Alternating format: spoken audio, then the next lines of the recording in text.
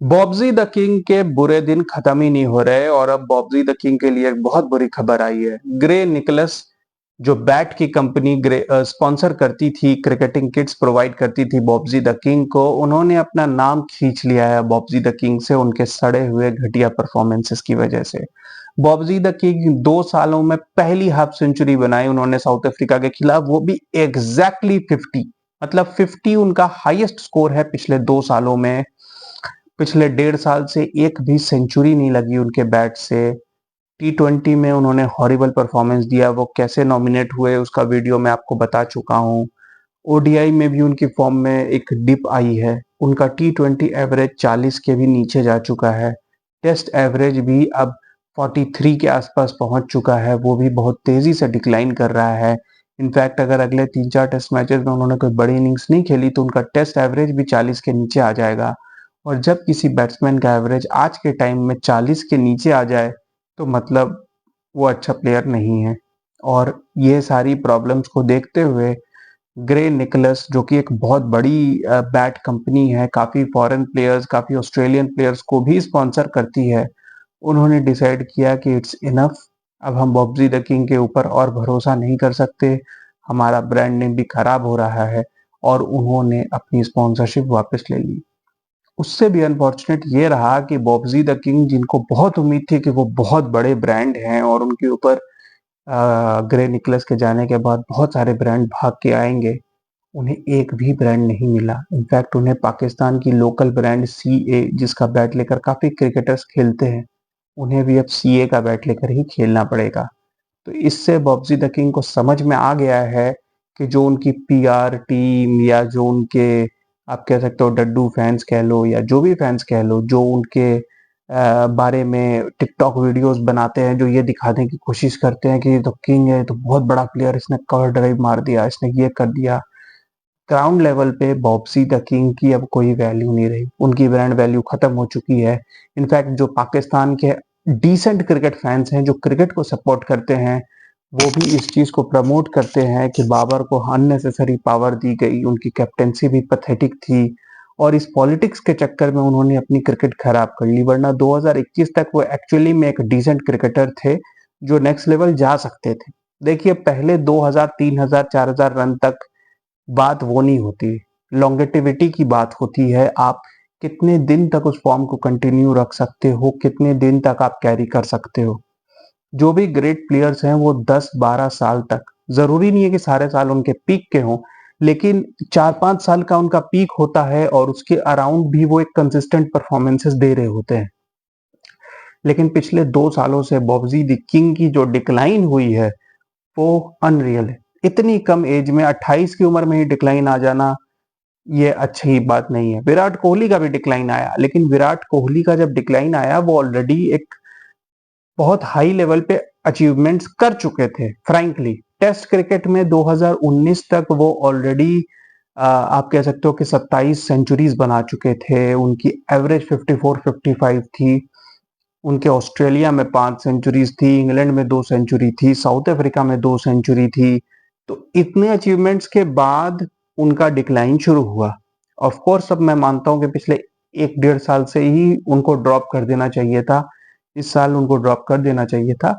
लेकिन एक अचीवमेंट के बाद जब एक ड्रॉप आता है तो स्टिल आपका एक रिकॉर्ड होता है, जिसको आप, इफ यू लुक बैक, आप कह सकते हो कि एक डिसेंट रिकॉर्ड है। जैसे उनकी 30 सेंचुरीज हैं टेस्ट क्रिकेट में। अभी जो भी उनकी खराब परफॉर्मेंस है उसके बावजूद 30 टेस्ट सेंचुरीज बहुत कम प्लेयर्स अचीव कर पाते हैं। 9000 रन ऐसा करने वाले वो सिर्फ फोर्थ इंडियन है। लेकिन बॉब्जी द किंग ने अभी तक क्या अचीव किया है टेस्ट क्रिकेट में? सिर्फ 4000 टेस्ट रन है उनके, और ये डिक्लाइन आ चुका है।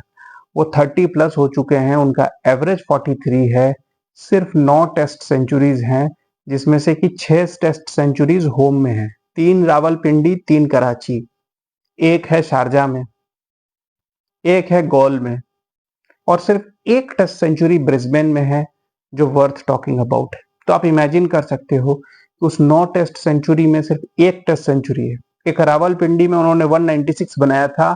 उनके फैंस का मानना है कि ये ब्रैडमैन, सचिन, लारा, सबकी इनिंग्स है, बहुत बड़ी इनिंग्स है। जबकि वो रावलपिंडी की ऐसी फ्लैट पिच थी जहां भी इंग्लैंड ने भी 850 रन बनाए थे, जहां पर हैरी ब्रुक ने ट्रिपल सेंचुरी बनाई, जो रूट ने डबल सेंचुरी बनाई। पाकिस्तान के 550 के बदले इंग्लैंड ने 800 प्लस रन बना के पाकिस्तान को इनिंग से हराया। वैसी पिच पे एक 196 की इनिंग्स खेल दी थी बॉबजी द किंग ने, उसी को लेके ये पागल हुए पड़े। फैक्ट ये है कि बाबर आजम ने टेस्ट क्रिकेट में कुछ भी अचीव नहीं किया, जीरो। अगर किसी के 56 57 टेस्ट मैचेस के बाद 900 है तो इसका मतलब ही is an ordinary test player. जबकि उसके मैक्सिमम मैचेस पाकिस्तान में, जहां पे वर्ल्ड की बेस्ट पिचेस हैं। तो टेस्ट क्रिकेट में तो कुछ अचीवमेंट है नहीं। ओडीआई क्रिकेट ही उनका वो फॉर्मेट था जिसमें उन्होंने काफी कुछ आप कह सकते हो रिकॉर्ड्स तोड़े थे शुरुआत में। लेकिन वो 4000 5000 रन तक ठीक है। क्या वो ऐसे प्लेयर हैं कि वो 10,000 12,000 रन कर सकें, 30-40 सेंचुरीज कर सकें? ये सब चीजें मिसिंग है। वर्ल्ड कप जैसे बड़े स्टेज पे वो डाउन हो गए, रन ही नहीं बने उनसे। पूरे वर्ल्ड कप में वो 27वें रैंक के बैट्समैन थे इस पूरे वर्ल्ड कप में। आप इतना नीचे कैसे हो सकते हो? आप 27वें रैंक पे कैसे हो सकते हो? वर्ल्ड कप से पहले मैं जब आर्टिकल्स पढ़ता था, ट्वीट्स पढ़ता था, उनके फैंस के मैसेजेस पढ़ता था, उसमें ये लिखा रहता था इंडिया की तो ग्राउंड बड़े छोटे हैं, 56-57 मीटर्स की बाउंड्री है। बाबर आजम के तो मुझे ऐसा लगता है कि 5-6 हंड्रेड्स होंगे 9 मैच में। बाबर आजम तो उस पूरे वर्ल्ड कप को डोमिनेट कर देगा, टॉप 3 में होगा, ये होगा वो होगा। पूरे वर्ल्ड कप में सिर्फ 300 रन आए बाबर आजम के बैट से, जहां पे रिजवान ने 100 बनाया, अब्दुल्ला शफीक ने 100 बनाया, साउद शकील ने 70 प्लस इनिंग्स खेली एक दो बार, फकर जमान ने 100 बनाया। वहां पे बाबर आजम के एक भी 100 नहीं लगा। और जो 450 प्लस स्कोर्स लगी उसमें से 2 स्कोर तो एग्जैक्ट 50 की थी और एक 53-54 की। सिर्फ एक इनिंग्स थी जब वो कुछ 75-78 उन्होंने अफगानिस्तान के खिलाफ बनाया था, दैट्स इट। बाकी 5 फेलियर्स। एक बहुत ही ऑर्डिनरी परफॉर्मेंस। एशिया कप में नेपाल के खिलाफ 100 बनाया, लेकिन इंडिया श्रीलंका बांग्लादेश तीनों के खिलाफ फ्लॉप। इस साल भी बड़े मौके थे। साउथ अफ्रीका में 3 ओडीआईज थे, ऑस्ट्रेलिया में 3 ओडीआईज थे, सब में फ्लॉप। तो बाबर आजम बड़ी मुश्किल से अपने करियर में अभी फ्लोट कर रहे हैं, जबकि ये एज वो एज थी जब उन्हें वर्ल्ड में डोमिनेट करना चाहिए था, जब उन्हें अटैक्स को आप कह सकते हो डोमिनेट करना चाहिए था। ऑस्ट्रेलिया गए थे 3 टेस्ट खेलने, 125 रन। विराट कोहली खराब खेल रहा है, विराट कोहली 36 का है already, he is done and dusted. Virat Kohli ने फिर भी एक टाइम पे एक सीरीज में 4 सेंचुरी बनाई हुई है। बाबर आजम ने तो सब कभी कुछ किया ही नहीं।